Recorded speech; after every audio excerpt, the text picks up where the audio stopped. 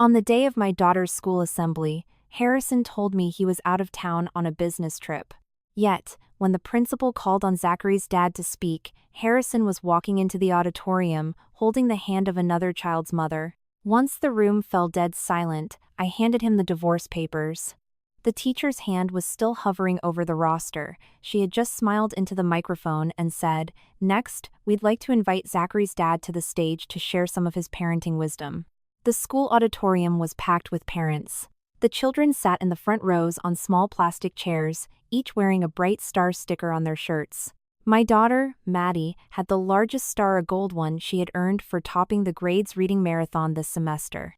She had practiced her self-introduction for 3 days, just for today. "Mom," she had whispered last night, "it would be so amazing if Dad could come.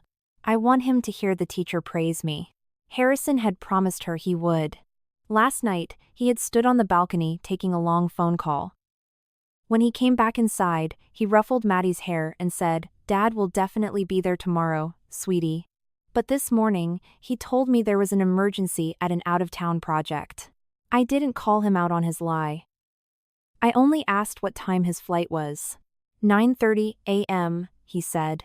But at 9:30 a.m., I checked his location on our family sharing app. His signal briefly pinged at a family-friendly brunch cafe just 2 blocks from Maddie's school. I didn't text him. I simply took a screenshot of the location, printed out the divorce petition my lawyer had emailed me the night before, and slipped it into my bag. I had originally thought I could at least wait until the school event was over. I didn't want to humiliate Maddie. But Harrison tore away the last shred of our family's dignity with his own hands. He walked in holding Scarlett Vance's hand.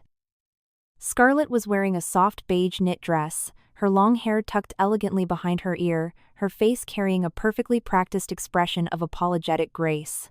The boy beside her, clutching an award certificate, squealed excitedly, "Uncle Harrison." "The teacher wants you to speak." Harrison's hand was still resting naturally on Scarlett's wrist. The gesture was so comfortable, so deeply familiar. They looked exactly like a family of 3, showing up late. Mrs. Davis, Maddie's teacher, froze. The parents in the audience froze. Some recognized me and began whispering to those next to them, "Isn't that Maddie Miller's dad? Why is he being introduced as Zachary's dad?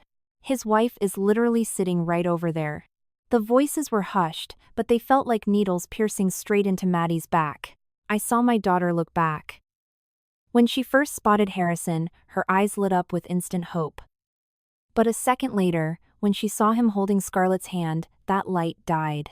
She quietly hid her reading certificate under her desk, her little shoulders shrinking inward. Harrison finally saw me. His face instantly fell, and he abruptly let go of Scarlett's hand. But it was too late. Everyone in the grade had seen it. Mrs. Davis cleared her throat awkwardly. "Mr. Miller, are you representing Zachary Vance today?" Scarlett spoke up first. "Mrs. Davis, I'm so sorry. Zachary's father couldn't make it today. Harrison has always been incredibly supportive of Zach, and the boy really relies on him like a father figure. That's why." Before she could finish, her eyes welled with tears, as if she were the one being humiliated. Harrison frowned, lowering his voice. "Claire, let's go outside and talk." I didn't budge. I unzipped my bag and pulled out the folder. The heavy plastic binder made a sharp, clean clack as it hit the desk. The auditorium grew even quieter. I walked up to him and handed him the divorce papers. "I thought you were out of town on a business trip?" Harrison's Adam's apple bobbed. "I came back early to handle some things." "And handling things means playing dad for someone else's child?" Scarlett's face went pale. She pulled her son behind her. "Claire, you're misunderstanding. Today is just a school event. Zach didn't have a father to accompany him, and I was desperate, so I asked Harrison for help." I looked her dead in the eye. "You asked him for help, and that required holding hands as you walked into the classroom?" Her eyes grew redder.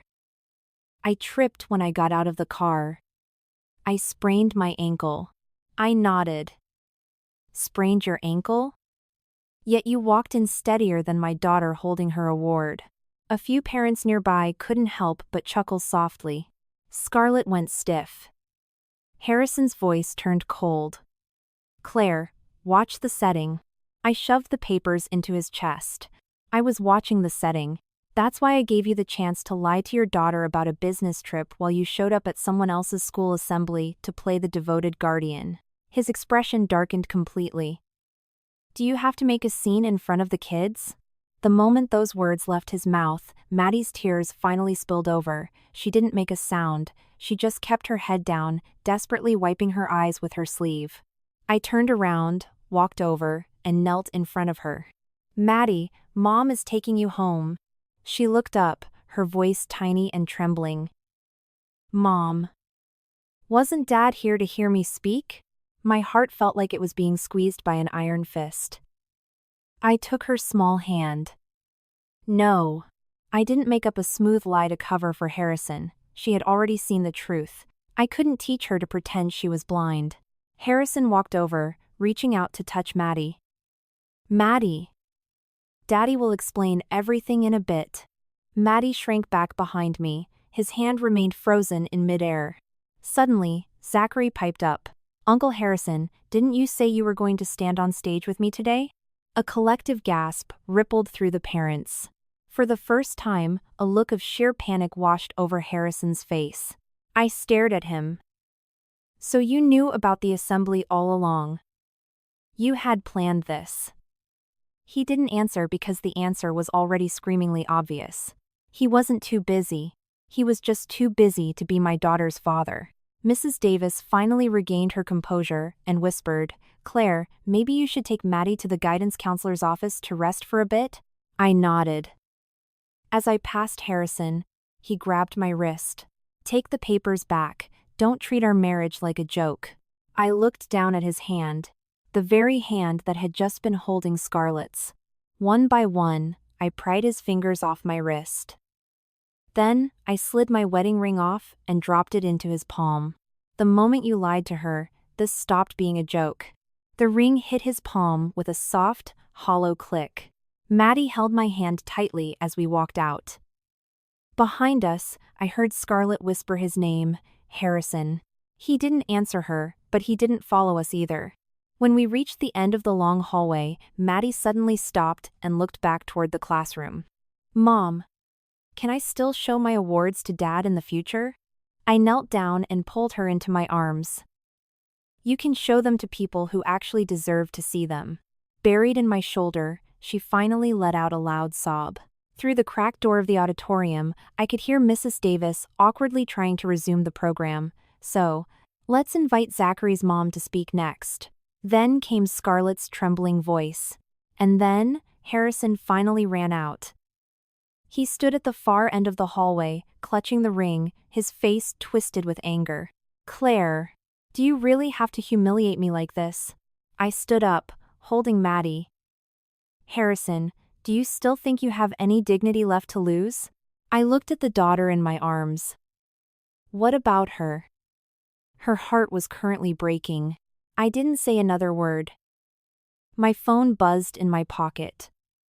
It was a text from Thomas, my attorney. The petition has been updated per your requests. If he displays any clear fault publicly today, make sure to note any witnesses. I replied with 2 words. Already done. The parking lot was hot and stuffy. Maddie sat in the back seat, clutching her reading certificate so tightly that the edges were completely crumpled. Just as I finished buckling her seatbelt, Harrison caught up. He flung the passenger door open and climbed in. Let's go home and talk. Get out of my car, I said coldly. His face was incredibly dark.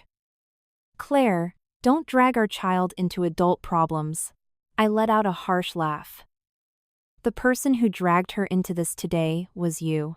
He turned to the back seat. Maddie, Daddy really had a reason today. Maddie kept her head down, refusing to speak. Harrison was rarely cold-shouldered by his daughter like this, his brow furrowed and his voice softened. Daddy was going to go to Zach's stage first, and then come to your classroom. Daddy didn't forget you. Maddie finally looked up. But we are in the same class. Harrison choked on his words. I started the engine. He reached over and grabbed the steering wheel. Your emotions are unstable right now. Let me drive. I slapped his hand away. Touch this wheel again, and I will call 911 for carjacking. He stared at me as if he were seeing me for the very first time. I wasn't like this before. In the past, no matter what happened at home, I would always protect his ego first.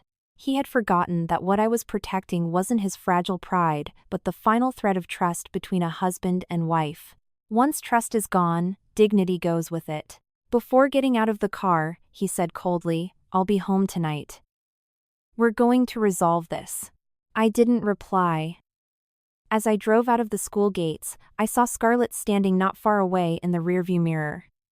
She was holding Zachary, looking at Harrison, with a look of helpless vulnerability.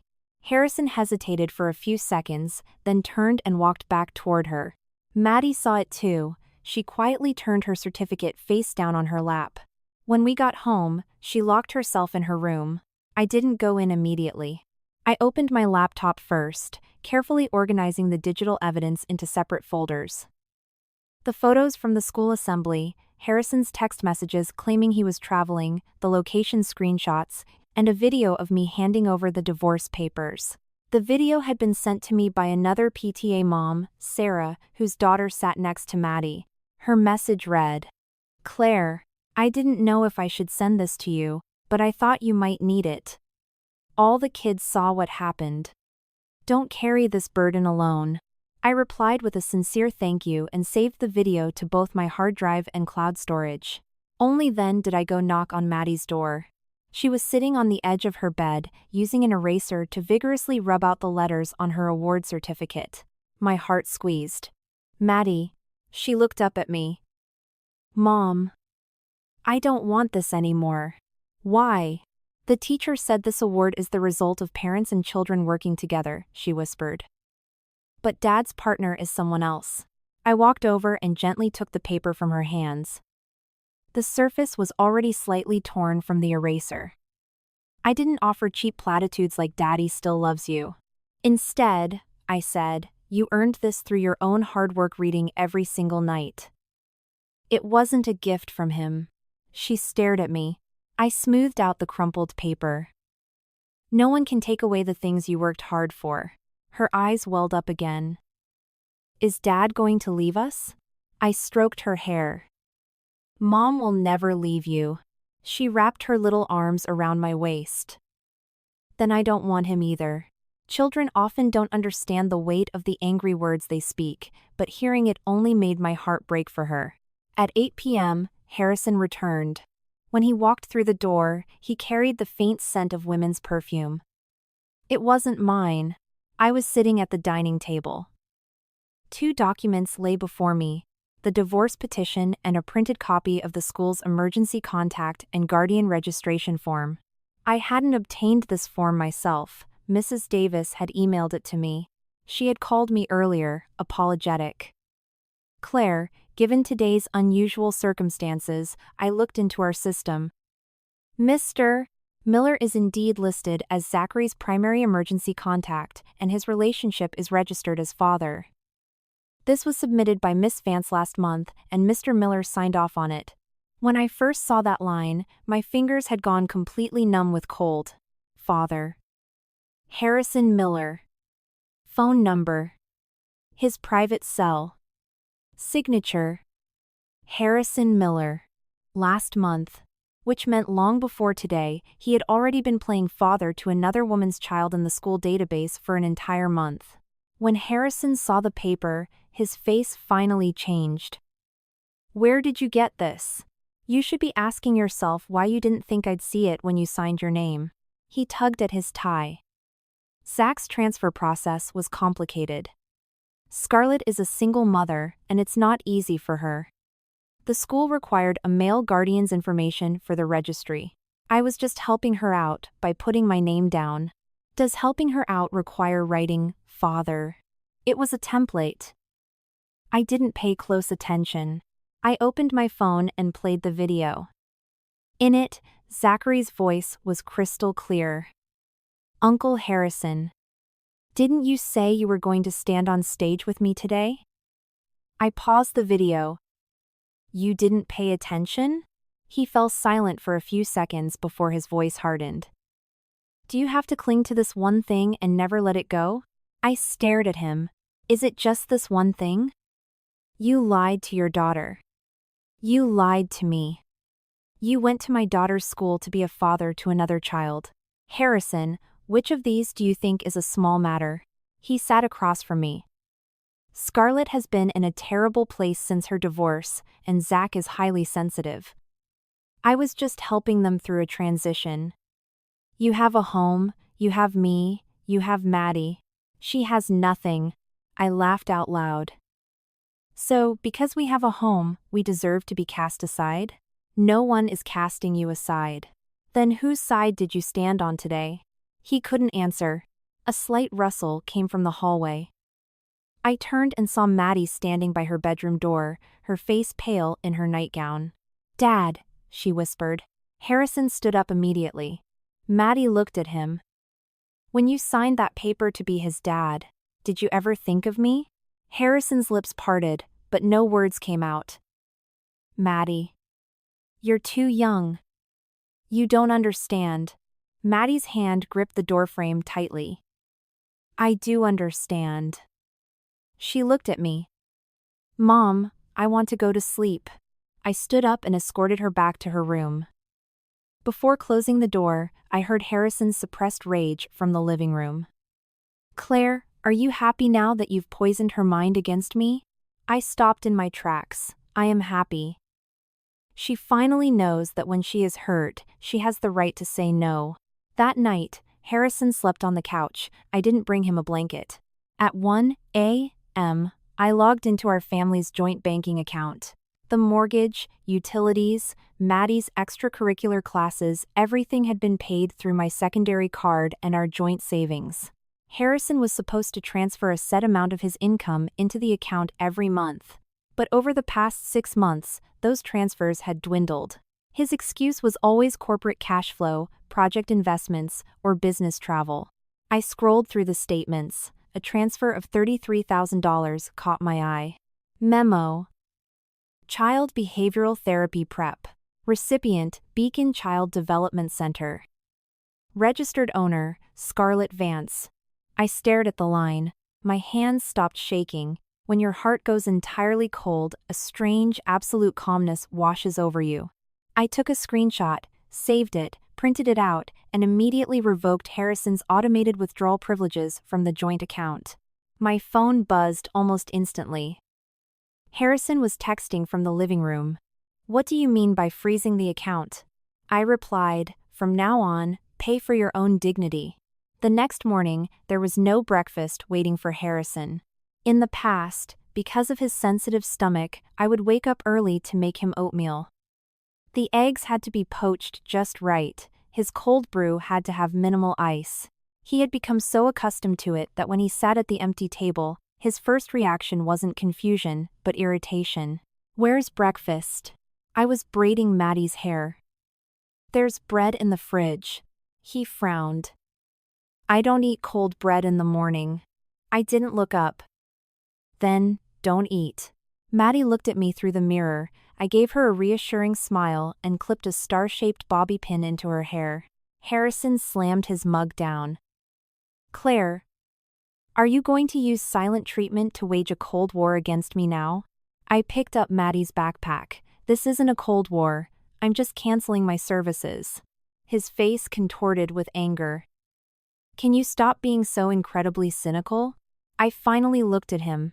Am I cynical, or is your behavior repulsive? Maddie pulled at my hand. Mom, I want to go to school early. I knew she just didn't want to hear us fight. Children always understand things far quicker than adults. As I led her to the door, Harrison hurried after us. We're going to my mom's place for dinner tonight. She misses Maddie. I didn't turn back. We're busy. Claire, his voice carried a distinct threat. You can throw tantrums all you want, but leave the elderly out of this. I spun around. When you dragged our daughter into your mess, did you think about the fact that she's only 7 years old? He had nothing to say. As the elevator doors closed, Maddie suddenly took off a plush bunny keychain from her backpack and handed it to me. "Mom, let's not hang this anymore." It was a souvenir Harrison had bought her on a trip last year. I took it from her without asking why. When we arrived at the school gates, Mrs. Davis was waiting. She pulled me aside, her voice low. "Claire, after what happened yesterday, some of the kids have been talking. Maddie might be affected today. We will keep a close eye on her." I nodded. "Thank you. And one more thing. Regarding Zachary's guardian registry, can we verify it according to the school board regulations?" Mrs. Davis looked conflicted. "We've already reported this to the administration. By protocol, Miss Vance must provide the child's birth certificate or legal guardianship papers. If Mr. Miller has no legal custody, he cannot be listed as the father. Please follow the protocol strictly," I said, looking toward the classrooms. "I don't want my daughter sitting in class every day, knowing her father is registered under another child's name in the same system." Mrs. Davis fell silent for a moment, then gave a firm nod. Leaving the school, I went straight to the bank. Maddie's college savings account, a 529 plan, had been opened when she was born. My parents had put down $50,000 as a starting fund, telling me that no matter what happened to my marriage, the money for our child's education must never be touched. Over the years, I had contributed to it monthly. Harrison knew the password because he once said a family shouldn't have secrets. I sat at the counter and printed out the past year's transaction history. The machine spat out the statements page by page. The $33,000 wasn't the only transaction. 3 months ago, $5,000. Memo. Child psychological evaluation. 2 months ago, $8,000. Memo.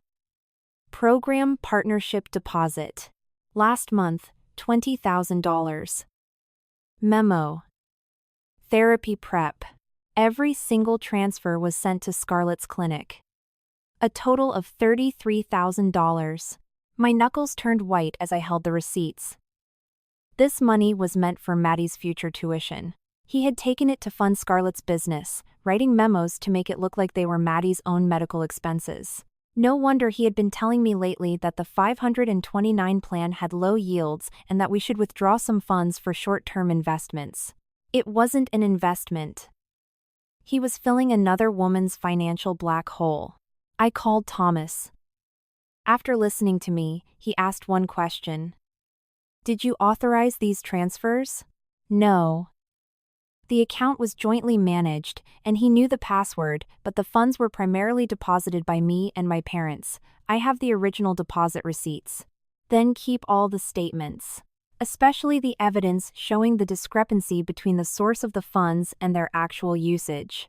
I looked out the window. "Thomas, I want sole custody."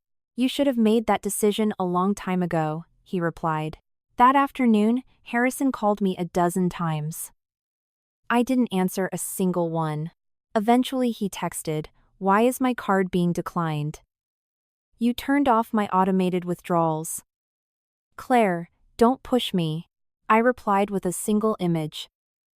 The screenshot of the 529 plan statements. Then I texted, "When are you paying back the $33,000? It took him a long time to reply. "That was just a temporary loan to Scarlett's clinic. She will pay it back." I let out a bitter laugh. He had finally admitted it. I took a screenshot of his admission and sent. "Did you have my consent to use our daughter's college fund as a loan?" He replied, "I am the head of this household. I have the right to allocate our family assets." Head of the household. I stared at those words, suddenly remembering the year we got married. The down payment on our suburban house was paid by my parents. I was the one who oversaw the entire renovation. When Maddie got sick, I was the one who took time off work to care for her. During the first 2 years of his startup, when he had zero income, my freelance design work kept us afloat. Later, when his company finally took off, the Miller family started calling him the head of the household. I never argued. I thought there was no need to keep score between husband and wife. but he took my grace as submission and my sacrifices as his entitlement. That evening, my mother-in-law, Eleanor, called. The moment I picked up, she launched into a tirade. "Claire, I heard you made a massive scene at the school yesterday and humiliated Harrison in front of everyone." I put the phone on speaker and set it on the table. Maddie was in her room doing homework with the door shut. "Eleanor, do you know what your son did yesterday?" She sniffed dismissively. "So what if he helped a friend's kid by attending an assembly? You're a mother yourself, why must you be so narrow-minded? Scarlett is a divorced woman raising a child alone, it's not easy. Harrison has the means to help, what's wrong with that? Helping to the point of signing his name as the father on school forms?" I asked. The other end went silent for a moment. She clearly knew about it. She quickly recovered. "It's just a title on a piece of paper. It's not like it took a piece of flesh off Maddie." I looked toward my daughter's door. "Maddie cried until midnight yesterday." "So the child cried a bit, so what? Kids forget things quickly. But you bringing up divorce over every little thing, what does that look like? Maddie is a girl, she'll have to get married eventually, anyway. If you drive Harrison away, what good does that do for you?" I gripped the phone tightly. "So, in your eyes, Maddie's pain doesn't matter. What matters is that your son doesn't lose face." Eleanor raised her voice. "Don't twist my words. It's normal for a successful man to have people he needs to look after. As long as he still comes home to you, you should be grateful." I hung up. A few seconds later, a text from Harrison popped up. "My mom is getting older, don't upset her." I replied, "Your entire family is old enough to start facing the consequences of your own actions." He didn't reply. Half an hour later, the front door clicked open. Harrison walked in, his expression grim. "Come with me to my mom's house to apologize." I sat on the couch, tossing the updated divorce petition onto the coffee table. "Have you looked at the agreement?" He glanced at it and sneered. "Do you honestly think I'll sign that?" I looked up at him. "You will." "Do you want to know why?" I pushed the 529 plan statements toward him. "Because you stole the money my parents set aside for Maddie, because you committed identity fraud on school documents, because you lied to Maddie, to me, and to everyone else." He suddenly leaned down, slamming his hands on the table. "Claire, you're acting so tough right now because you think I can't leave this family." I stared right back at him. "No," I said, enunciating every word. "It's because I've finally realized that neither Maddie nor I need you anymore." A soft sound came from the hallway. I turned and saw Maddie standing there, holding the plush bunny keychain in her small hands. "Dad," she said. Harrison instantly straightened up. Maddie walked over and placed the keychain on the coffee table in front of him. "I'm giving this back to you." Harrison's eyes went completely rigid. "Maddie, Daddy didn't want to leave you." Maddie looked at him for a long time. "But you went to be someone else's dad first." At that moment, Harrison was left entirely speechless. I moved out 3 days later. It wasn't an impulsive, angry departure. It was a calculated move.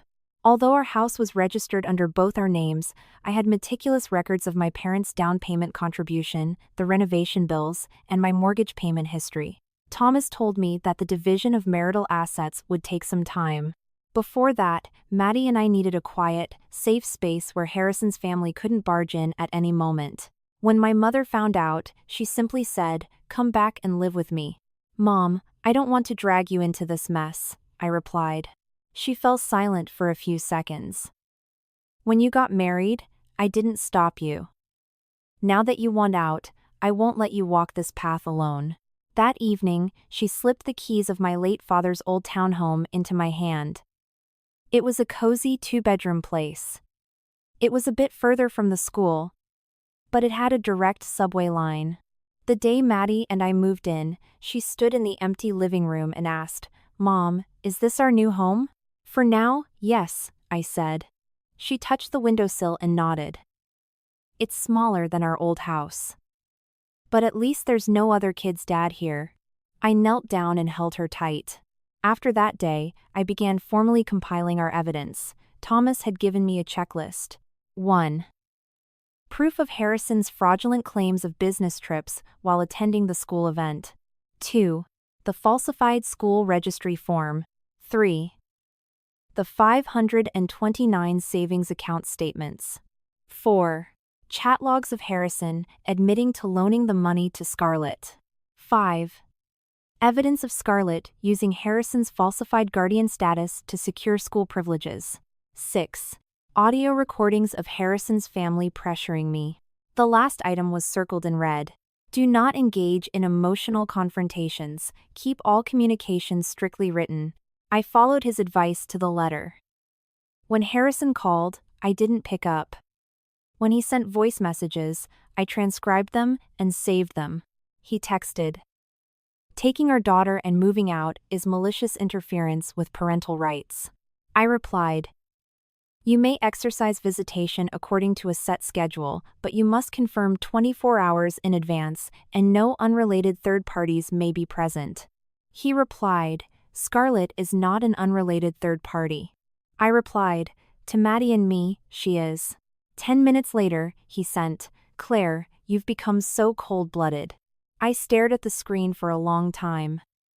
It turned out that when a woman stops cleaning up a man's mess, she is labeled cold-blooded. I put the phone down and continued filling out the divorce petition. The next day, I paid a visit to the Beacon Child Development Center. It was a beautifully decorated clinic with soft, warm lighting. The walls were lined with slogans about giving every child a safe harbor. The receptionist asked if I had an appointment. "I'm here to see Scarlett Vance," I said. "Tell her Claire Miller is here." The air went still. The receptionist had clearly heard my name before. She hurried inside, and moments later, Scarlett emerged. She was wearing a crisp white shirt, but her face looked exhausted and pale, making her look like a helpless victim pushed to the brink. "Claire, let's talk outside. Let's not affect the children here." I looked at the glass doors behind her. A few children were playing in a sand tray therapy room. On the wall hung a list of partner organizations. Among them was Maddie's elementary school district's community outreach program. I pulled out my phone and took a photo. Scarlett's face contorted. "What are you taking photos of?" "Evidence. Don't go too far." I pulled out the bank statements. "When are you returning the $33,000? Her eyes flickered with anxiety. "That was Harrison's investment into my clinic." "Using my daughter's college fund to invest in you?" She bit her lip. "Claire, you're a mother too. You should understand that a child's development requires a lot of support. Zach has lacked a father figure since he was young. I just wanted to give him a normal environment." I nodded. "A normal environment that involves having another woman's husband pretend to be his father on school records?" Her face flushed crimson, then turned pale. "Do you have to speak so harshly? The truth is rarely pleasant to hear." Her eyes suddenly filled with tears. "Harrison and I knew each other long before you did. If I hadn't moved abroad back then, the person standing by his side might not have been you." I looked at her, finally understanding why she dared to cross the line time and time again. She didn't think she was pathetic, she genuinely believed I had stolen her rightful place. "So you came back to take it all back?" I asked. She didn't answer. His role as a husband, a father, his school district resources, and our family's money, I answered for her. Her expression crumbled. At that moment, Harrison rushed out of the elevator. "Claire." He immediately shielded Scarlett behind his back. "What are you doing here?" I stared at his defensive stance. It was so familiar. He had done the exact same thing at the school assembly. Terrified that I would make him look bad in front of her, I waved the bank statements in my hand. "Just collecting a debt." He lowered his voice. "Do you have to bring your drama to her workplace?" When she took the money, she didn't care that it belonged to my daughter. Now that I'm here to ask for it back, she suddenly cares about her reputation? Scarlett tugged at his sleeve. "Harrison, forget it.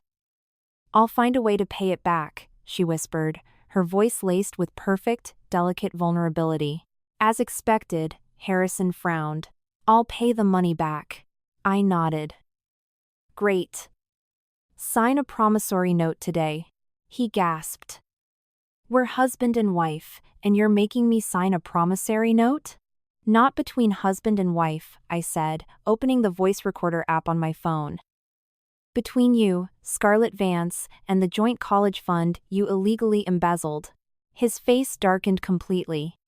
Are you recording this? I looked him dead in the eye. Ever since you started treating me like an idiot, I stopped relying on trust and memory.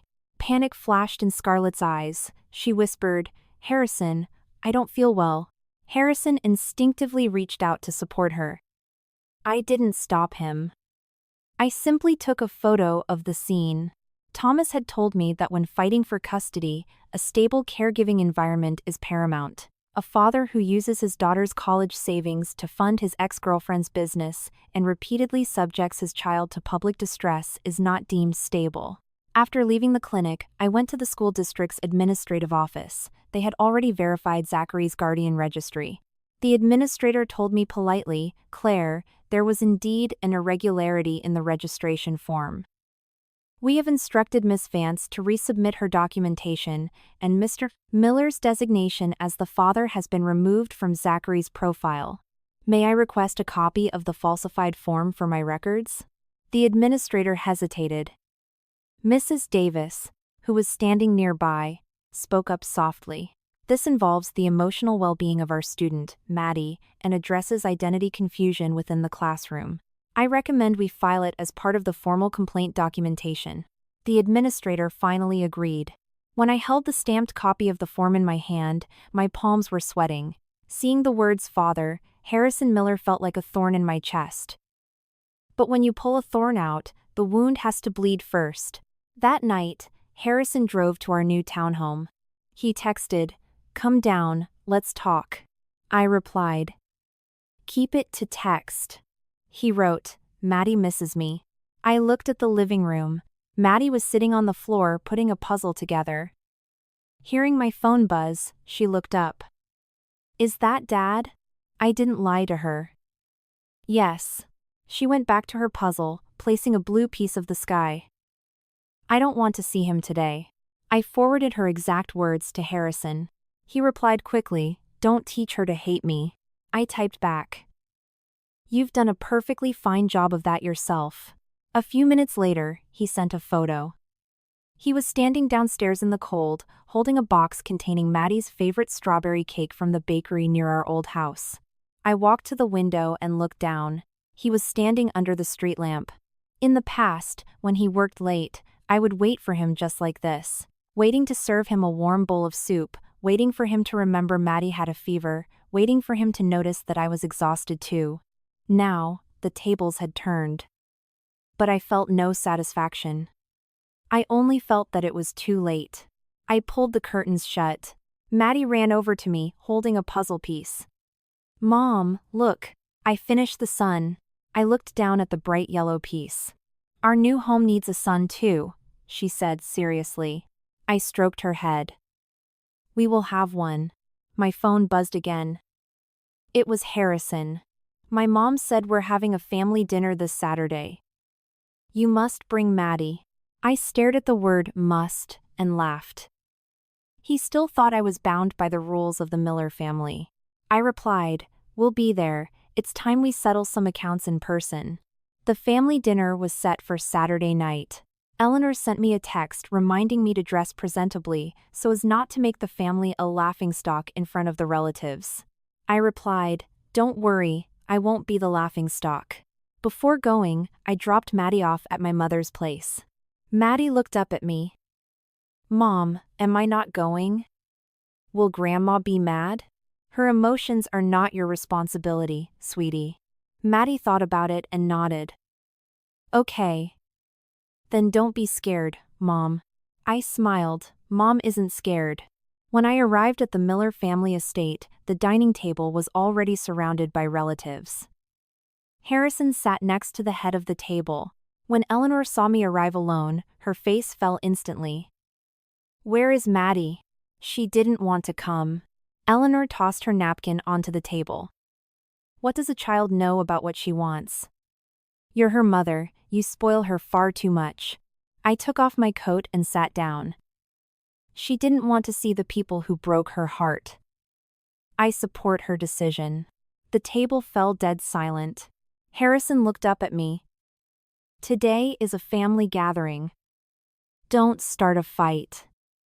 I picked up my water glass. Then did you invite me here for dinner? Or for a trial? Harrison's older sister, Heather, chimed in. Claire, don't be so defensive, every marriage has its bumps. Harrison was just helping a friend. Bringing up divorce over this is just embarrassing.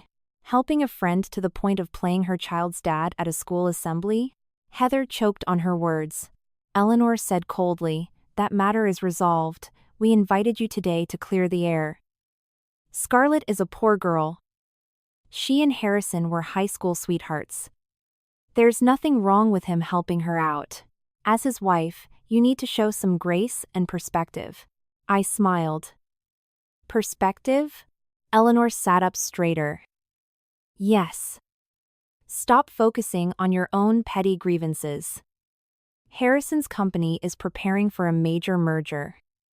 Stability is everything right now.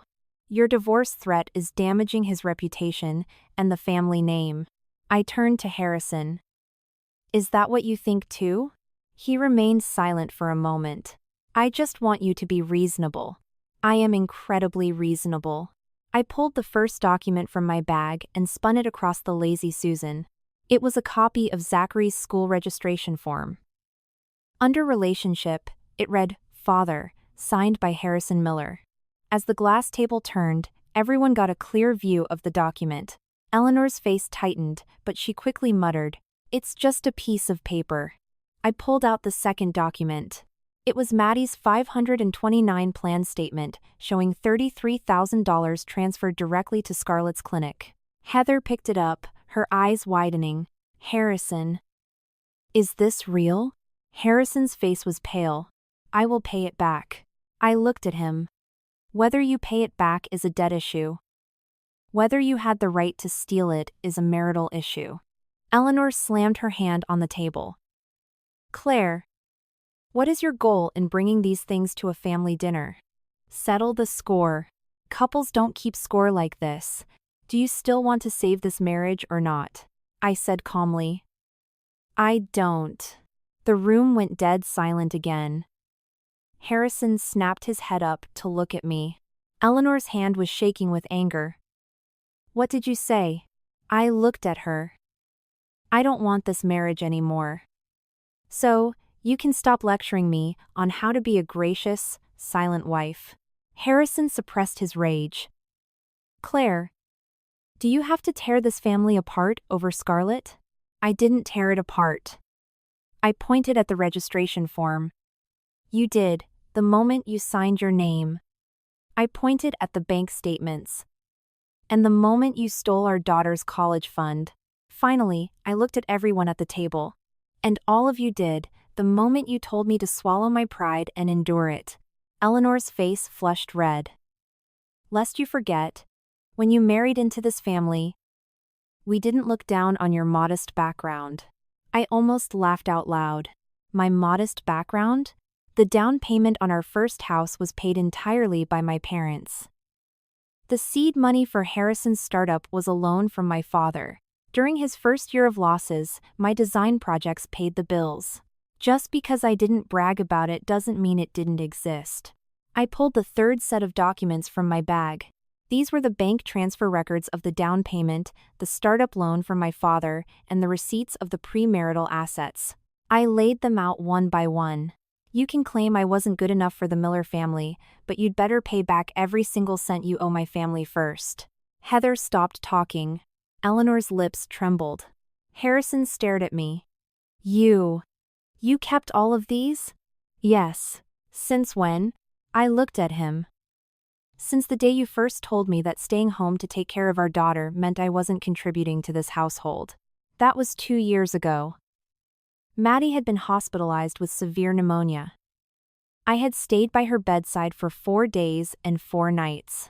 When Harrison finally showed up, he stayed for 10 minutes, muttered about how busy he was at the office, and left. Eleanor had remarked from the side, "Well, Claire is just staying home anyway, it's not like she carries the pressure Harrison does." I didn't argue then. But when I got home, I meticulously organized every single financial record we had. Not because I wanted a divorce then, but to remind myself that I was not a parasite living off his charity. Now, they were finally serving their purpose. Right then, the doorbell rang. The housekeeper went to open it, and Scarlett's soft, timid voice floated in from the foyer. "I'm so sorry. Am I late?" I turned my head. Scarlett was standing at the entrance, holding Zachary's hand. She was carrying a gift box, a gentle, compliant smile on her face, looking exactly like a welcome guest invited to a family gathering. Eleanor's face changed instantly, and she hurried over. "Scarlett, you're here. Come in, come in." The moment Zachary saw Harrison, he ran toward him, shouting, "Dad!" The entire dining room fell into a deathly silence. I saw Harrison's face go completely white. Scarlett rushed over to pull the boy back. "Zach. Don't say that." But it was too late. That single word, "Dad," rang out louder than any document I had laid on the table. I stood up and picked up my bag. "Well, it looks like the guest of honor has arrived." Eleanor panicked. "Claire, don't misunderstand. The child is young, he doesn't know any better." I looked at her, then swept my gaze across the table. The child might not know better. But the adults here are doing a fantastic job of playing dumb. Harrison stood up to block my path. "I'll drive you home." "No need." I walked to the door, then turned back to look at him. "Harrison, tomorrow morning, my lawyer will officially file the divorce petition." The last bit of composure on his face shattered. "Claire, don't you dare." I smiled. "You dared to play dad for another kid. Why wouldn't I dare to divorce you?" After that dinner, Harrison finally panicked. He stopped sending commanding texts and started sending paragraphs of explanations. Zach was taught the wrong thing by Scarlett. "I will return the $33,000 to the 529 plan immediately." Nothing happened between Scarlett and me, I swear. He sent that last sentence 3 times. I never replied. Whether they had slept together was no longer the main issue. The most terrifying betrayal in a marriage doesn't always start in a bed. It starts with a lie, a moment of taking her side, and a pattern of putting your wife and daughter last. He took his role as a husband to comfort another woman, his role as a father to fill another child's void, and our daughter's money to save another woman's business, and then expected me to be grateful because they didn't have a physical affair. I refused to accept it. On Monday morning, Thomas filed the divorce papers. By the afternoon, Harrison showed up at my studio. I had rented a small office where I worked on children's book illustrations and reading programs. He stood at the door, looking at the drawings Maddie had made when she was younger, pinned to the wall. "Do you really have to take this to court?" he asked. "A public lawsuit will hurt Maddie." I laid my pen down. "Did you think about her getting hurt when you showed up at her school assembly?" He fell silent, then whispered, "I promise I won't let Scarlett interfere with our lives again." I stared at him. "You also promised you'd attend Maddie's assembly." He froze. "Claire, everyone makes mistakes. And mistakes have consequences." He took a step forward. "Do you have to be this relentless?" Before I could answer, hurried footsteps echoed outside, and Scarlett burst into the room, her eyes red and swollen. "Claire, what did you say to the school board? Why did they revoke my clinic's community outreach license?" I was taken aback, but quickly realized that the school district had acted faster than I expected. Scarlett's clinic had been able to partner with the district because she had applied under a single-parent support program backed by Harrison's recommendation as a model parent and donor. Now that Harrison's status was verified as fraudulent, the school district naturally pulled the partnership. She hadn't just lost face, she had lost her primary source of clients and funding. Harrison instinctively stepped in front of her. "Scarlett, calm down." I watched the familiar shield go up. Harrison, you just said you wouldn't let her interfere with our lives. His body went rigid. Scarlett sobbed. I didn't want to interfere. I just wanted to give Zach a chance. Claire, you have a husband, a child, a stable family. Why can't you just leave us alone? I stood up. I left you alone plenty of times. I walked over to her. The first time was when you texted Harrison at midnight saying Zach was sick and scared. I didn't say a word. The second time was on your birthday, when he claimed he was at a business dinner, but his face was reflected in the glass of the photo you posted on social media. I didn't make a scene. The third time was when he lied about being out of town, and even though I knew his location was at the school, I still took Maddie to the assembly. I looked at her, my voice cold and steady. I gave you both ample opportunity to keep your dignity. But you chose to use it as a doormat to trample on my daughter. Scarlett's face drained of color. Harrison was stunned. He probably had no idea I had known about all those clues. He didn't realize that in the past, I was simply waiting for him to open his eyes and choose us. But I was done waiting. Scarlett suddenly lunged forward, grabbing my arm. Then target me. Don't ruin my clinic. The children there are innocent. I pulled my arm back. The children are innocent? Then why didn't you think about that when you took my daughter's college fund? Her lips trembled. That money was given to me by Harrison. Given to you, or stolen from my daughter? Do you want me to call the police for grand theft auto and embezzlement right now? Harrison's face fell. Claire. I looked at his panicked face. Terrified? He lowered his voice. Making a scene helps no one. It helps me, I said. Scarlett looked at me with venom in her eyes. Do you have to ruin everyone's lives? I smiled. Scarlett. Don't make paying back a stolen loan sound like a tragic romance. She was entirely speechless. Eventually, Harrison had to lead her out. Before leaving, he looked at me with a deeply estranged expression. You've become a complete stranger.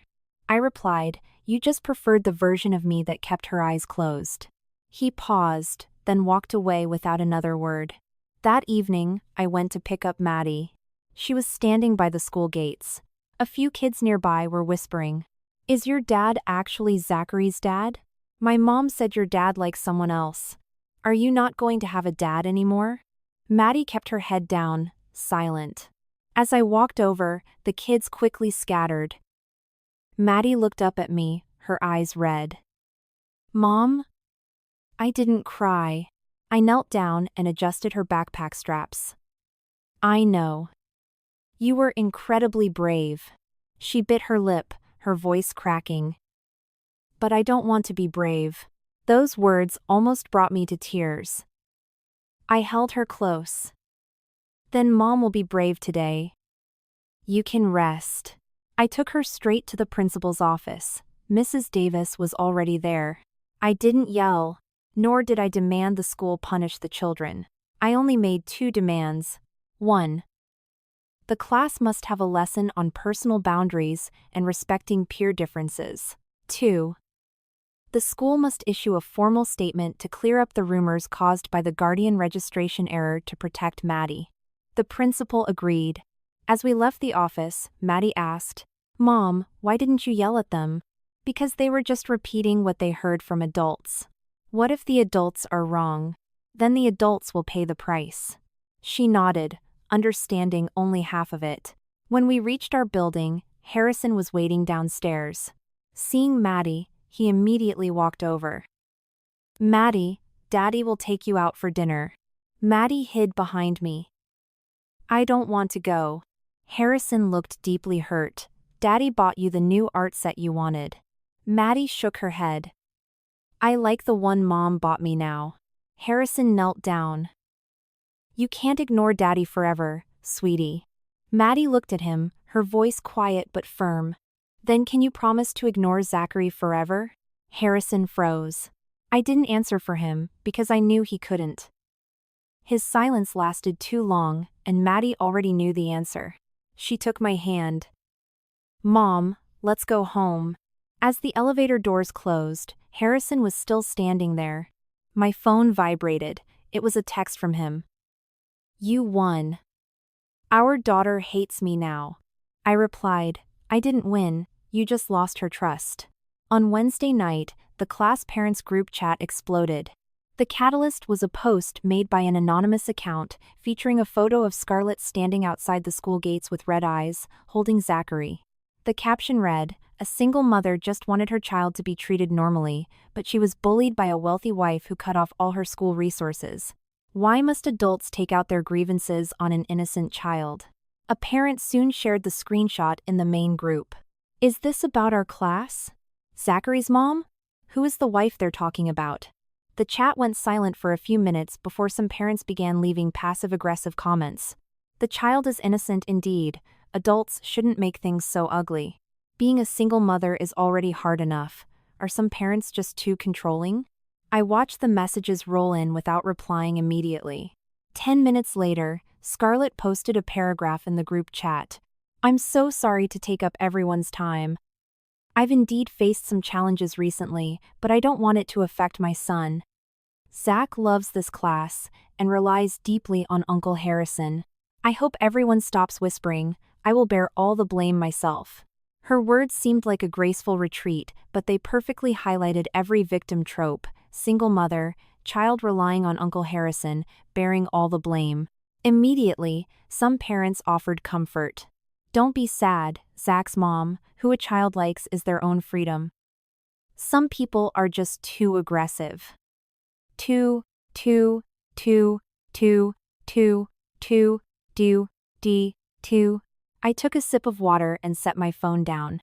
Maddie was sitting next to me, noticed the constant buzzing, and asked softly, "Mom, are they talking about Dad again?" I turned the phone face down.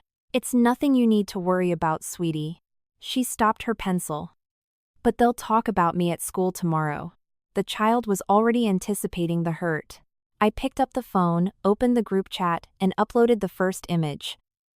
The certified copy of Zachary's registration form with Harrison's signature, with Zach's private information blurred out. The second image, Harrison's text messages lying about his business trip. The third image, the photo of him walking into the assembly holding Scarlett's hand. The fourth image, the bank statements showing the $33,000 embezzlement from Maddie's 529 plan, with the account numbers blurred, showing only the recipient and the amount. Then, I typed, "Good evening, everyone. I am Maddie's mother." I had no intention of resolving my personal matters in a school group chat, but since someone chose to drag my daughter into public gossip, I must clarify a few facts. 1. Harrison Miller is Maddie's legal father. He is not Zachary Vance's father. 2.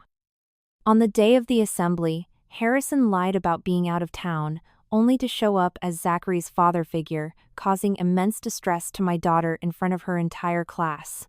3. The $33,000 received by Miss Vance's clinic was embezzled from my daughter's college savings account without my consent. 4. I have never targeted any child. My actions are directed solely at the adults who crossed boundaries, falsified documents, and engaged in illicit financial transactions. Please do not wrap the errors of adults in the guise of protecting an innocent child. Every child is innocent, including my daughter. Once the message was sent, the group chat fell into an absolute, dead silence. 1 minute, 2 minutes. Some parents began deleting their previous comments. Then, Sarah, Maddie's classmate's mom, spoke up first. "I can vouch for this. On the day of the assembly, I personally saw Mr. Miller walk in holding hands with Miss Vance. Maddie was devastated. It was heartbreaking. Please stop secondary victimization." Mrs. Davis also stepped in.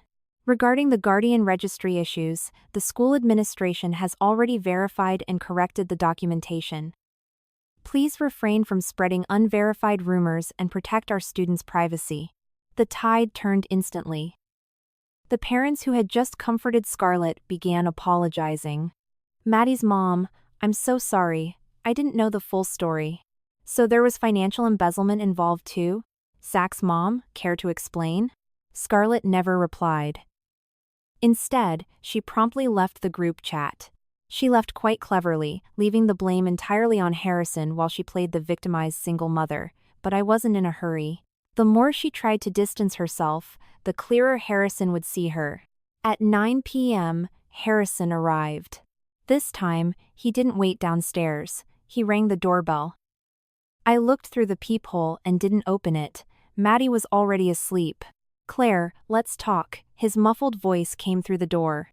"Keep it to text," I replied. "Do you have to make me your enemy? You were the one who put Maddie and me on the opposing side first." The hallway went silent. After a long while, he said, "Scarlett is devastated about the group chat. Her clinic might not survive this." I closed my eyes. Even now, his primary concern was her. I opened the door. Harrison's eyes flickered with a sudden spark of hope. The next second, I handed him a debt collection notice. "Return the $33,000 to Maddie's 529 plan within 7 days, or I will file criminal charges for embezzlement." His hope turned into ashes. "Is money the only thing you care about now?" I looked at him. "Yes. You took our love, you destroyed our trust, and you shattered our daughter's security. Now, money is the only thing we can clearly settle." His face was contorted with grief. "You weren't like this before." "What was I like before?" "You were so gentle," he whispered. I nodded. "So, you all forgot that gentleness is not an invitation to be trampled upon." He reached out to grab my hand, but I stepped back. "Don't touch me." His hand froze in mid-air. "Mom?" Maddie's voice came from the bedroom. I turned and saw her holding her teddy bear. When she saw Harrison, she didn't run to him. Harrison's voice softened. "Maddie, Daddy misses you." Maddie looked at him. "Dad, are you still going to Zachary's school assemblies?" Silence. Another long silence. Maddie lowered her head. "Then you should go back to him." After the door closed, she held me and cried for a very long time. "Mom." "I hate his silence," she sobbed. I patted her back gently. "I do too. Because silence is a choice." Harrison finally started to feel afraid. Not because I was angry, but because I had stopped crying. He realized that I was truly leaving, that I was really going to divorce him, and that I would lay out the evidence in front of anyone who needed to see it. He cared about his reputation above all else, so he finally tried to save it. The day before his company's annual benefit gala, he sent me an electronic invitation. "Please attend with me tomorrow night." I replied, "No." He wrote back instantly, "This is an important corporate event. All the partners' spouses will be there." I replied, "You can take Scarlett." It took him a long time to respond. "Stop talking out of anger." I threw my phone aside. Thomas saw the exchange and smiled. "He needs you there to prove his marriage is stable." "I know. Are you going?" I closed the folder. "Yes. But not as his wife." On the night of the gala, I wore a sharp black blazer dress. I wore no wedding ring, and I didn't take Harrison's arm. He was waiting for me at the entrance of the venue. When he saw me, his eyes lingered for a few seconds. "You've lost weight." I didn't acknowledge it. "Don't make a scene tonight," he whispered. "We'll have a proper talk after this." I looked at his name tag, Harrison Miller, co-founder. "By proper talk, do you mean playing the loving couple for your investors?" He frowned. "This is just professional courtesy." Holding Scarlett's hand at a school assembly was also professional courtesy. His face went rigid. I walked past him and stepped into the ballroom. Many people here knew me. During the early days of his startup, I was the one who edited his pitch decks, and the initial illustrations for their educational programs were sourced through my network. When investors visited, I was even the one helping babysit their kids in the back room. Later, when the company grew, his introduction of me dwindled to my wife, who takes care of things at home. A guest walked up to me with a smile. "Mrs. Miller, long time no see." I corrected them gently. Actually, it's Claire Miller. The guest blinked in confusion. I gave a polite smile. I won't be Mrs. Miller much longer. Their smile froze. Not far away, Harrison heard me and walked over quickly. Claire. I took a glass of juice. What? Didn't you want me to attend? He lowered his voice. Do you have to say these things here? I didn't bring the physical evidence to your gala. That was me giving you face. His face darkened. Just then, a commotion arose at the entrance. Scarlett had arrived. She was wearing a white dress, holding Zachary's hand. This time, Zachary didn't call Harrison Dad. He shrank behind Scarlett, looking at Harrison with fearful, wide eyes. Scarlett's eyes were red, as if she had gathered all her courage to be here. Harrison. I just came to return this to you, she said, holding out a credit card. I will pay the money back slowly. Please don't fight with Claire because of me. The surrounding guests began to stare. Harrison's face was incredibly dark. What are you doing here? Scarlett bit her lip. You didn't answer my calls. I had no choice but to come. I didn't want Claire to misunderstand any further. I almost laughed. She wasn't here to explain, she was here to force Harrison to choose a side in front of his business partners. I slowly set my glass down. Miss Vance, you've arrived at the perfect time. She looked at me, her eyes filled with defensive fear. I pulled out a promissory note from my clutch. Since you said you're paying it back, sign this. Her face went pale. I can only pay back a portion of it right now. Then write down the remaining balance and the payment schedule. She instinctively looked at Harrison. Harrison's brow was deeply furrowed. I turned to him. Or are you going to pay it back for her? Har har. Some of the guests nearby caught on to the conversation and began whispering. One of the company's board members walked over. Harrison, what's going on here? Before Harrison could speak, I took over. Our personal affairs shouldn't affect the company. However, this sum was taken from my daughter's college fund and transferred to Miss Vance's clinic. Since she is here to return it today, I won't take up everyone's time. We can just sign the acknowledgement of debt right here. The board member's face tightened. What does an educational technology company fear most? A founder embezzling a child's college fund to invest in a partner clinic, compounded by identity fraud. Harrison clearly realized the gravity of the situation as well. He whispered, Claire, stop this. I looked at him. You're asking me to stop again. At the assembly, he told me to go outside. At the dinner, he told me to stop throwing tantrums. Now, he was telling me to stop. Every single time Maddie and I were hurt, he expected me to gracefully clean up his mess. I handed the pen to Scarlett. Sign it, or I file the lawsuit tomorrow. Scarlett's hand shook. Claire. Are you really trying to ruin me? Scarlett, say another word, and I will hand over your clinic's transaction records, the falsified school documents, and your group chat messages to the licensing board and the school district. She shut her mouth instantly. Ultimately, she signed the paper. As she did, her tears fell onto the document. A few people looked at her with pity, but no one spoke up for her. Because the theft was real, the signature was real, and Harrison's silence was real. Before the gala ended, I left. Harrison chased me to the parking lot. Claire. I stopped. He stood a few paces away, his voice hoarse. Are you happy now? I turned to look at him. Do you think this is revenge? Isn't it? No, I said calmly. This is just settling the accounts. His eyes were bloodshot. 12 years of marriage. And this is all we have left? I looked at him, suddenly feeling incredibly weary. 12 years. We met in college, married after graduation, built a business, had a child, bought a home. At every single milestone, I thought we were partners walking hand in hand. But it turned out, he had always held a regret in his heart. And when Scarlett returned, that regret became his license to hurt me. Harrison, I wasn't the one who reduced 12 years of marriage to a debt settlement. You were the one who squandered every ounce of love we had. He took a step forward. I can change. I shook my head. You don't want to change. You've just finally realized the cost of your actions. He went rigid. I opened my car door. Suddenly, Scarlett stepped out from behind a concrete pillar.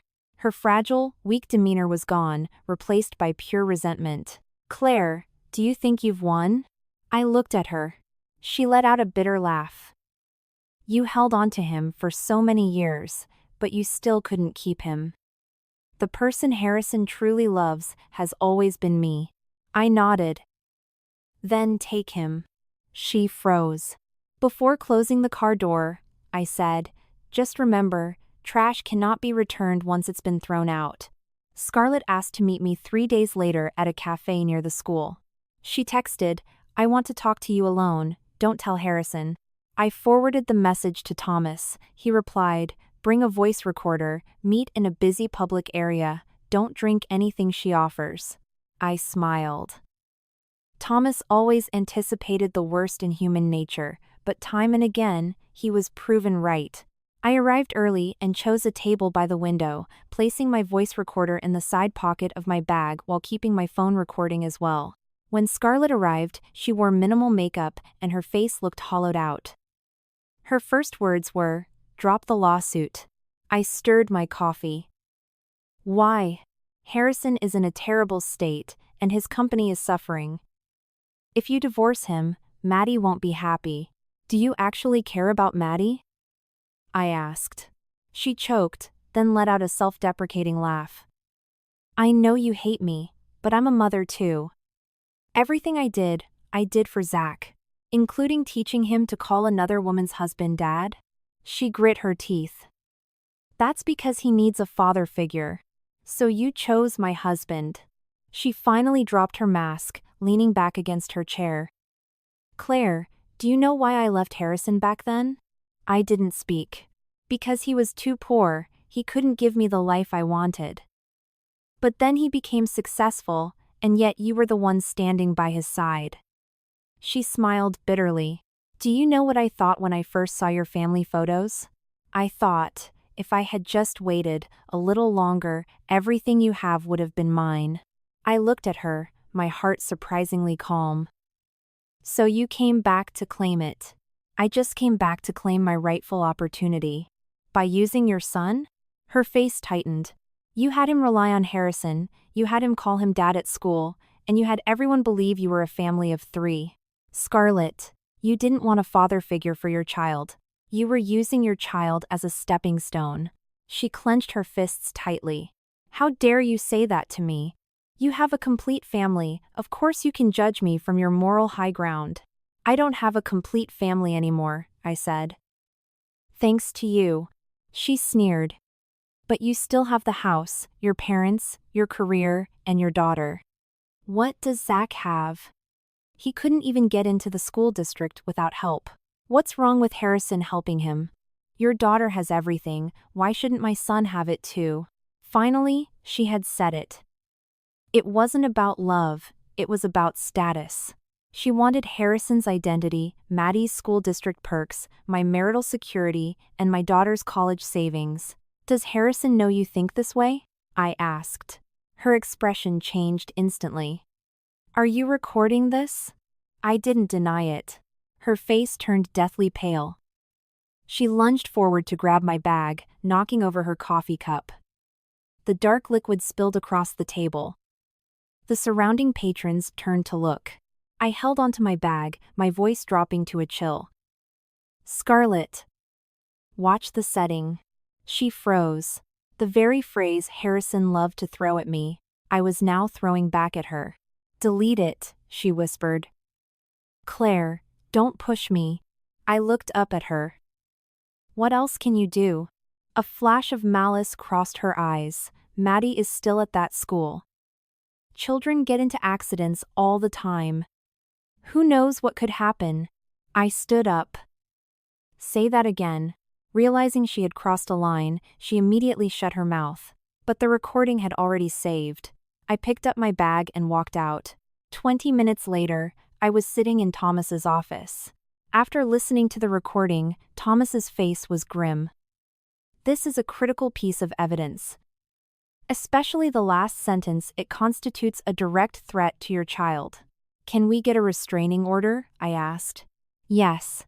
We can submit this to the school board and the court. First, we will send a formal cease and desist letter to Scarlett, prohibiting her from contacting or harassing you and Maddie. At the same time, we will submit this to the school. I nodded. Thomas looked at me. Are you all right? I thought about it. Better than I was at the assembly. That day, I thought I had lost a husband. Today, I realize I've finally woken up. Harrison went to pick up Maddie from school that afternoon without telling me. When Mrs. Davis called, her voice was frantic. Claire, Mr. Miller is at the gate, wanting to take Maddie home, but she's refusing to go with him. I rushed over immediately. A crowd had already gathered near the school gates. Harrison was kneeling in front of Maddie, holding a new set of art supplies. Maddie, Daddy is just taking you to dinner. I'll bring you back to Mom right after. Maddie, clutching her backpack, hid behind Mrs. Davis. I don't want to go. Harrison was losing his patience. You can't refuse to see your father just because your mother is angry. Maddie looked up, her eyes red, but her voice clear. Mom isn't angry. I am angry. Harrison froze. With so many parents watching, his pride was wounded and his tone sharpened. You're too young to talk to your father like that. Maddie took a step back. And you're too old to lie to a kid. The crowd fell dead silent. I walked over and pulled Maddie to my side. Mr. Miller, visitation must be arranged in advance. Showing up unannounced only causes distress to our daughter. He looked at me, his eyes filled with exhaustion. I just wanted to see my daughter. Wanting to see her doesn't give you the right to ignore her wishes. I am her father, he whispered harshly. Then start by learning to respect her. Scarlett had arrived at some point, standing a short distance away, looking as if she wanted to approach, but didn't dare. When Maddie saw her, her entire body went rigid. I shielded my daughter behind me. Harrison saw Scarlett too, and a look of deep humiliation flashed across his face. He finally realized that whenever Scarlett appeared, Maddie would get hurt. But it was too late. Mrs. Davis stepped forward. Mr. Miller, the school recommends that you do not contact Maddie without a prior appointment. Her emotional stability is our priority right now. Harrison stood there, under the gaze of dozens of parents. The man who cared about his dignity above all else had lost it completely at the school gates. I led Maddie away. After a few steps, Maddie suddenly turned back. Dad. Harrison's eyes lit up with hope. I used to wait for you to pick me up every single day, Maddie said. But I won't wait anymore. Those words carried more weight than any legal document. On the school's open house day, a schedule was posted at the entrance of the auditorium. Item 3. Speech by Model Parent Representative. The name listed was Harrison Miller. I wasn't surprised. He was a major donor and corporate partner of the school district, and he had always maintained the image of a devoted father. More importantly, the school administration was still unaware that our divorce had entered the mediation phase. Harrison wanted to use this speech to prove that he was still a model father, a devoted husband, and a reputable businessman. I wasn't going to give him that chance. The day before the open house, I submitted the restraining order, the falsified registration form, the group chat records, and Maddie's psychological evaluation to the school board. The evaluation, conducted by a child psychologist, stated that Maddie was exhibiting signs of anxiety, avoidance of her father, and fear of public scrutiny, and recommended minimizing triggers and maintaining a stable caregiving environment. The school principal met with me before the event. Claire, regarding the parent speaker, we are re-evaluating the program. I nodded. I understand there is a protocol, but I cannot accept the person who caused my daughter's trauma standing on stage, lecturing other parents about fatherhood. The principal looked embarrassed. We will handle it. I took Maddie into the auditorium. She was wearing a blue dress, holding an illustrated booklet she had made herself. The title was, The Sun Moves Out. It was a story we had worked on together, about a little sun that leaves a grand house where it always rains, moving to a small windowsill where it can finally shine. When I first saw her title, I had almost cried, but I held it in, only asking, "Is the little sun happy?" "It's still learning to be," she had replied. The auditorium was packed. Scarlett was there too, sitting near the back with Zachary. When she saw me, her gaze darted away. Harrison stood near the stage in a dark suit. When he saw Maddie, he took a step forward, but Maddie gripped my hand tightly. Seeing her reaction, he stopped. The host took the stage. Next, we had scheduled a speech by our parent representative. The audience clapped. Harrison adjusted his cuffs, preparing to walk up. Suddenly, the host paused, listening to her earpiece. Due to a schedule adjustment, we will instead feature a special student showcase. Let's welcome Maddie Miller to share her illustrated story, The Sun Moves Out. The auditorium quieted down. Harrison's step froze in midair. I saw his face turn entirely white. Maddie was stunned too. She looked up at me. "Mom, can I?" I knelt down and smoothed her dress. "Of course. Go tell your story." She took a deep breath and walked onto the stage. Her small figure stood before the microphone, trembling slightly at first. She opened the first page of her booklet. Once upon a time, there was a little son that lived in a very grand house. The house was beautiful, but it was always raining inside. The audience was silent. The little son thought that if it shone brighter, the house would become warm. But later, it realized. It wasn't because it wasn't bright enough. It was because the roof was broken. I sat in the audience, my eyes burning. So, the little sun moved out, Maddie continued. It moved to a tiny windowsill. The windowsill was very small, but no one there lied to it, saying it was sunny today while bringing the rain back tomorrow. Harrison stood at the side of the stage, frozen like a statue. Scarlett's face was twisted with embarrassment. She tried to pull Zachary out of the auditorium, but Zachary resisted, asking loudly, "Mom, why isn't Uncle Harrison going on stage anymore?"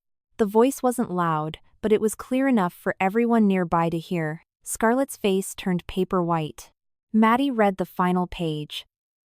The little son asked its mom, "Is it cowardly to leave the grand house?" And her mom said, "No. Staying isn't always brave. Sometimes, leaving is the bravest thing you can do." The auditorium erupted into applause. It wasn't polite, perfunctory clapping, but a deep, warm ovation. Maddie bowed, holding her booklet. As she walked off the stage, Harrison stepped forward, wanting to hug her. Maddie paused, looked at him once, then walked right past him and ran into my arms. In that single moment, all the color drained from Harrison's face. Following the open house, the school district issued a new set of parent guidelines. All guardian registrations must match legal custody documents. No third party may assume parental roles on school records. Family disputes are strictly prohibited from being aired in parent group chats. Although no names were mentioned, everyone knew exactly who it was directed at. Scarlett cornered me in the hallway. "Are you happy now? How are Zach and I supposed to stay at this school?" "By using your actual identity," I replied. Tears welled in her eyes. "Why do you have to be so cruel?" Before I could speak, Maddie stepped out from behind me. She looked at Scarlett and said seriously, "Ma'am, my mom isn't cruel." Scarlett went stiff. Maddie's voice was still trembling slightly, but her words were clear. "You were the ones who lied first." The hallway went quiet. I took Maddie's hand. "Let's go." As we walked out of the gates, Harrison caught up. He didn't raise his voice. He stood at the bottom of the steps, looking smaller than I had ever seen him. "Claire, can we start over?" I looked at him. The afternoon sun was warm, but it only made him look haggard and defeated. "No," I said. His eyes red, he whispered, "I really know I was wrong." "You don't know you were wrong," I said. "You've just finally realized what you lost." His lips trembled. "I can cut ties with Scarlett completely." Harrison, do you still think the problem is just Scarlett? He froze. The problem is that every single time, you chose to make Maddie and me bear the consequences of your selfishness. I opened the car door. Before I climbed in, he blurted out, I won't sign the papers. I turned back to look at him. He was trying to cling to the last thread of hope. As long as I don't sign, you are still my wife. Then I'll see you in court, I said calmly. The court-ordered mediation was scheduled at the Family Law Center. Harrison arrived early. He was wearing the same black wool coat he had worn the day we registered our marriage. I remembered that coat. Back then, he didn't have the money to buy a proper suit, and I had told him that the coat looked incredibly handsome on him. That day, we had taken a photo outside the courthouse, holding our marriage certificate. He had held it high, promising, Claire, I will never make you regret this. I had believed him. Now, standing in the same place, he looked at me with a look of deliberate nostalgia. Do you remember this place? I do, I said. A spark of hope lit up his eyes. Which is why it's the perfect place to end this, I added. The spark died. In the mediation room, Eleanor was there too. The moment she saw me, she began to cry. Claire. I was harsh in the past. Please don't take it to heart. You and Harrison have been together for so many years, and Maddie is still so young. She can't grow up without a father. She won't be without a father, I said, putting my bag down. She will just be free from a father who repeatedly hurts her. Eleanor wiped her tears. You can't be this cold. Harrison has lost so much weight these past few days. He knows he made a mistake. When Maddie was crying, you told me kids forget easily. Now that your son has lost some weight, you act like the sky is falling. Eleanor choked. Harrison said softly, Mom, stop. Once the mediator sat down, the process began. Thomas sat beside me, passing over the documents one by one. The divorce petition, our custody proposal, the asset division registry, the 529 plan records, the falsified school documents, and the psychologist's report. Harrison's face grew paler with every page. The mediator turned to him. Mr. Miller, do you agree to the divorce? Harrison fell silent. I spoke up. If he does not agree, we are prepared to proceed directly to trial. Harrison snapped his head toward me. Are you really that eager to leave me? I'm not eager, I said. I'm just late. Right then, a commotion broke out outside, and Scarlett burst into the room. She looked even more disheveled than before, her hair messy and her eyes wild. Harrison, you can't sign. The mediator frowned. Ma'am, you are not permitted in this room. Scarlett ignored him, grabbing Harrison's arm. You said you'd take care of us. Now my clinic has lost its partnership, the parents are withdrawing their kids, and Zach is being mocked at school. You can't just cast us aside. Eleanor's face fell. Scarlett. What are you doing here? Scarlett turned on her, sneering.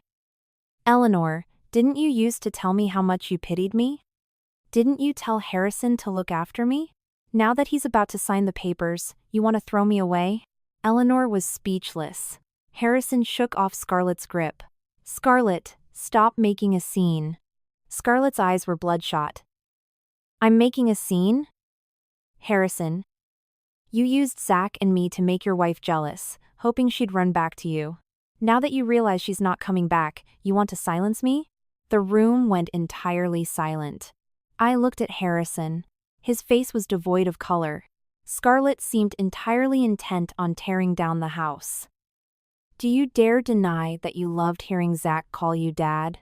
Do you dare deny telling me that with Claire, you always felt like you were paying back a debt, but with me, you finally felt like a man who was needed? Eleanor stared at her son in shock. Thomas quietly pressed the record button on his phone. But I wasn't surprised. Harrison had never truly loved Scarlett. He loved the reflection of himself in her eyes. With me, he was always reminded of the down payment my parents paid, the loan my father gave him, and the years I supported him. His fragile ego couldn't handle the gratitude, so he went to Scarlett to play the savior. There, he didn't have to pay back any debts. He was just Uncle Harrison, the savior, the man they needed. But a throne built on betrayal is destined to crumble. Scarlett was still sobbing. Now that your wife doesn't want you, you want to come crawling back to her? What about Zach and me? Harrison closed his eyes. I will compensate you. I let out a soft laugh. Everyone turned to look at me. Wonderful, I said. You can settle your compensation issues after the divorce. Harrison looked at me, his voice cracking. Claire, I wasn't using you. Then what were you doing? I asked. You just thought I would never leave. You thought Maddie would always wait for you. You thought Scarlett's adoration would allow you to play the beloved hero in 2 different homes. He had nothing to say. I slid the pen toward him. Sign.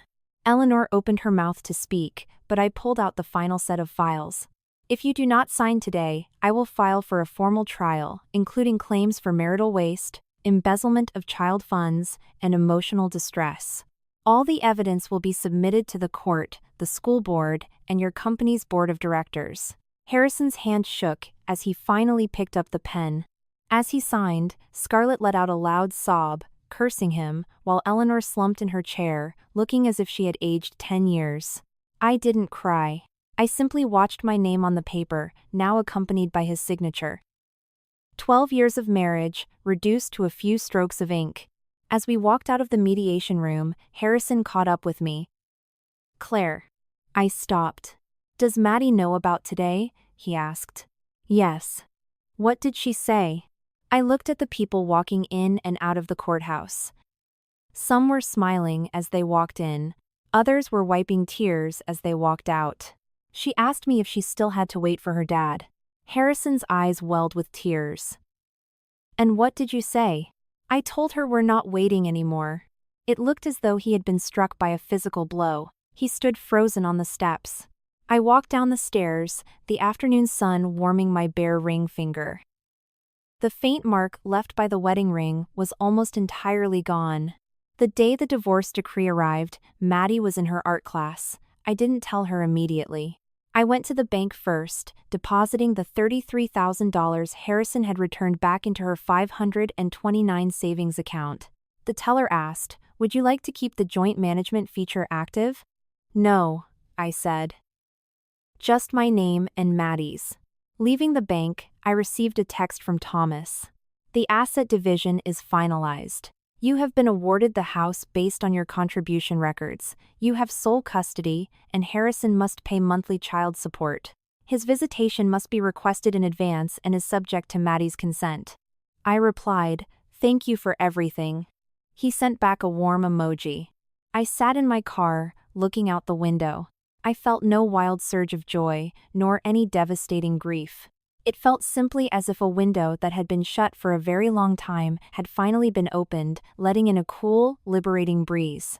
On the school front, Scarlett's clinic was permanently barred from partnering with the district, and the parent association replaced her. She tried posting a long narrative online, claiming she was bullied by a wealthy ex-wife, but no one bought her story this time. The evidence from the group chat had already circulated among the parents. She eventually deleted her posts, withdrew Zachary from the school, and moved away. Before they left, Zachary ran into Maddie at the school gates. Both children stood in silence for a moment before Zachary whispered, "I'm sorry." Maddie looked at him. "You don't have to apologize for the adults." Zachary's eyes went red. He was just a child too. But the greed, vanity, and cowardice of adults always find a way to fall onto the shoulders of the innocent. I didn't stop them from saying goodbye. I didn't want Maddie to learn to carry resentment. I only wanted her to know that kindness must have boundaries. Harrison's company was also affected. Not because of my public posts, but because during the school district's audit, the board uncovered financial irregularities between his company's outreach fund and Scarlett's clinic, tracing back to Harrison's unauthorized referrals. He was removed from his position as the lead project partner. Some said it was a pity. Others said that in the education industry, boundaries are everything. If a man cannot even protect his own child, how can he lecture others on parenting? Harrison's family tried to reach out to me several times. Eleanor showed up at our townhome once, holding a basket of organic fruits. Claire. I was foolish in the past, she sobbed. But Maddie is still a Miller. You can't keep us from seeing her. I didn't let her in. Per our agreement, visitation must be scheduled through the proper channels. Her eyes turned red. Do we really have to be this estranged? You were the ones who taught me that family must have boundaries, I said. She stood there for a long time before leaving the basket at the door. I didn't take it inside. The next day, Heather texted saying I was being too cold. I replied, stealing a child's college fund is cold. Closing a door is just self-defense. She never texted again. Maddie gradually began to heal. She still didn't particularly want to see Harrison. Our first scheduled visitation took place at a park. I sat on a bench not far away.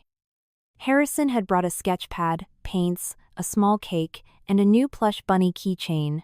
He knelt before Maddie, asking gently, "Do you still like this, sweetie?"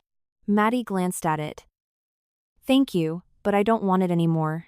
A look of deep disappointment crossed his face, but he didn't force it on her. This was the first lesson he had to learn. Not every apology deserves to be accepted, and not every wound can be healed with a gift. They only talked for 20 minutes. When Maddie came back to me, she took my hand. "Mom, I don't hate him anymore. Are you happy?" I asked. She thought about it. "I'm not happy, but I'm not sad either. It just feels like he's someone I used to know." My heart ached for her. She was only 7, yet she had already experienced the quiet grief of saying goodbye to her father. I stroked her hair. "We'll take it one day at a time." "Mom, are you still sad?" she asked, looking back. Harrison was still standing under the tree, watching us walk away. "Sometimes," I said, "but sadness is not a reason to go back." Maddie nodded. "Then, let's keep walking forward." I smiled. Okay. A few months later, I published The Sun Moves Out as an illustrated children's book on emotional resilience. I didn't do it to play the victim, but because I realized that so many children in broken families carry a silent burden of self-blame. They think their parents fight because they weren't good enough, or that they were abandoned because they didn't do enough. They think if they just behave a little better, the family will go back to the way it was. I wanted to tell them, no, it's not because the sun isn't bright enough, it's because the roof is broken. On the day of the book launch, Maddie drew the cover illustration, a little sun standing on a small windowsill next to a blooming flower. "Mom, the little sun isn't scared of the rain anymore," she said. "Because it knows that once the rain stops, it can dry itself off." I pulled her into a warm hug. "It's a beautiful drawing, sweetie." That evening, Harrison showed up. He stood at my door, his hands empty. It was the first time since the divorce that he hadn't brought a gift. "I read the book," he said, his voice hoarse. I didn't say anything. "I'm sorry," he whispered. "Those words are far too late." "You should say them to Maddie," I replied. "I did," he said, looking at me. "But I wanted to say them to you too." I nodded. "I heard you." A faint, desperate hope flickered in his eyes. "Claire, I've thought about everything these past 6 months. If I hadn't..."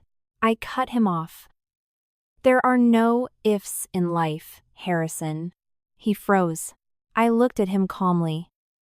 "You can regret your choices, you can try to be a better father to Maddie, but the chapter between us is closed." His eyes welled with tears. "Is there really no chance left?" I remembered the day of the assembly. The teacher calling out Zachary's dad, and my daughter looking toward the door, with eyes full of hope. And the door opening, not to her father coming to support her, but to him holding another woman's hand. That memory had answered his question 1,000 times over. "No," I said. He lowered his head, and after a long silence, whispered, "I understand." He turned and walked down the hallway. This time, I didn't watch him walk away. I closed the door. Inside, Maddie was drawing at the kitchen table. She looked up. "Did Dad leave?" "Yes." Are you sad, Mom? I walked over and looked at her drawing. Beside the little sun, she had drawn a wide-open window. Not anymore, I said. She smiled. That's good. Outside the window, a gentle breeze rustled the trees. I kept the divorce decree, the old wedding ring, and the copies of the evidence in a small metal box in the closet. They weren't open wounds anymore, they were boundaries. Reminding me never again to trade my dignity for love or my peace of mind for a home. The woman who had once stood frozen under the pitiless gaze of a crowded auditorium had finally led her daughter out of that classroom.